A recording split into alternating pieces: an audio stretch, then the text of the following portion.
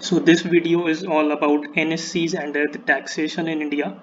So NSCs are investment securities which are backed by government of India, and you can claim the invested amount in them under section 80C for tax deduction.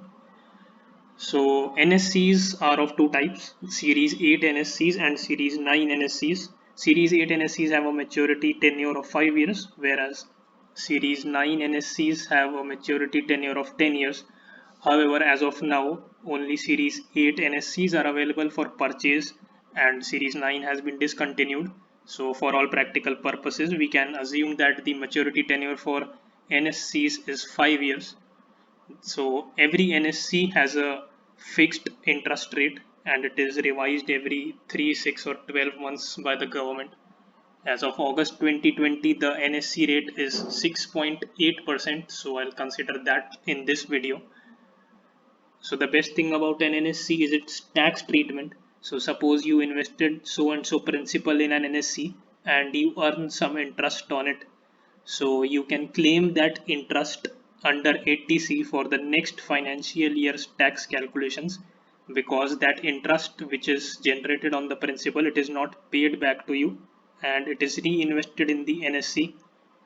So effectively, it is your money which is being reinvested into an ATC scheme, and hence this tax treatment. And the interest rates on NSCs are compounded annually. So I have this Excel sheet ready with me. So suppose the interest rate is 6.8%, and in the current financial year, that is 2020 to 2021, I make a lump sum investment of 1 lakh rupees. So this is my investment, and obviously this is my principal as well right now. So the interest which is generated in this financial year is simply equal to my interest rate into the principal, which comes at 6800.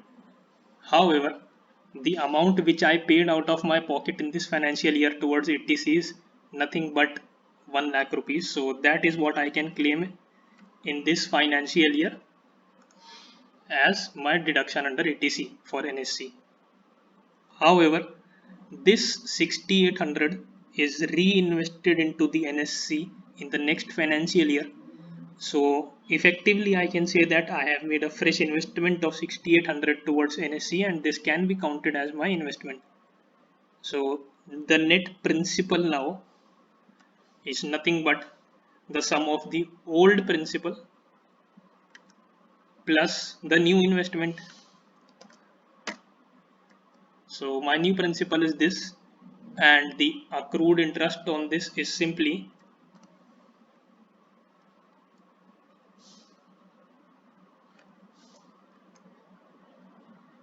this.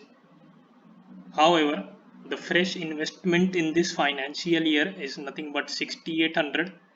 So I can say that amount under section 80C for this year is 6800.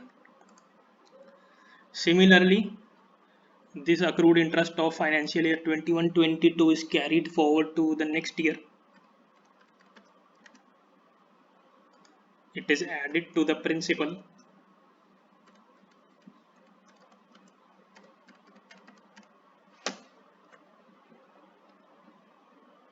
and the accrued interest is calculated accordingly.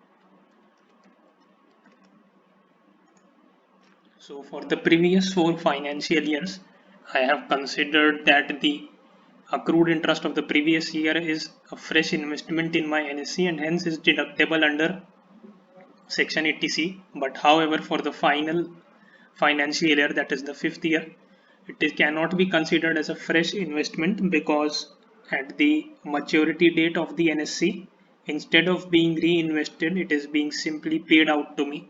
So the investment is zero. The principal is nothing but the principal of previous year plus interest of previous year.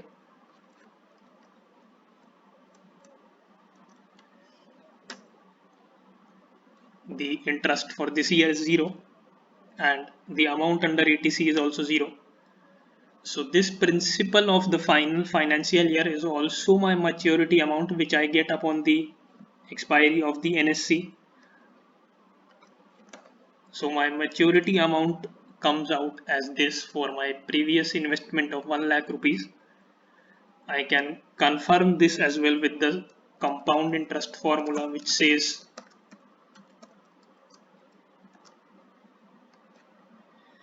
so my rate is nothing but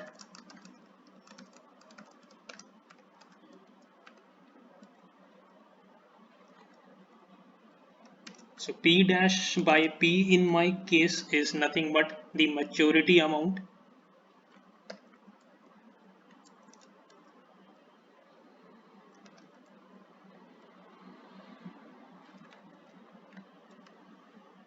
and this raised to the power 0.2 is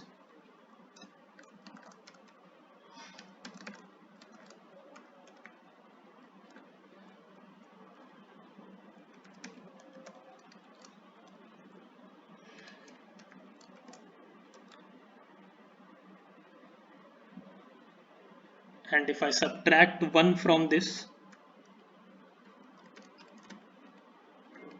I get my answer which is 0.068 and in percentage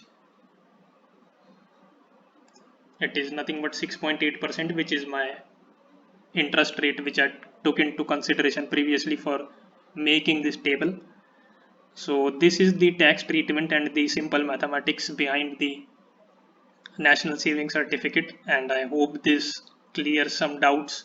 If you still have any questions, feel free to comment below and I will revert back to the best of my knowledge. Thank you.